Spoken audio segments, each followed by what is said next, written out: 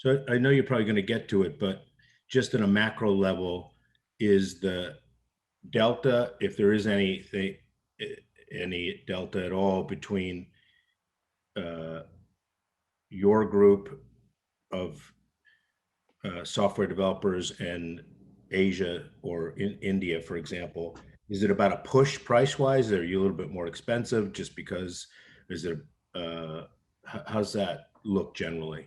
Sure. And actually, we have an interesting tool we've built of an ROI calculator that looks at the cost of resources from Latin America, from India, and from the Philippines, as well as the US, and then looking at their rate card cost versus the other factors that lead, other KPIs that lead to their overall productivity.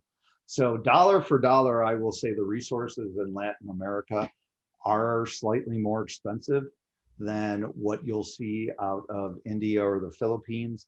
Um, some niches in Eastern Europe, we're seeing about the equivalent or sometimes slightly higher pricing.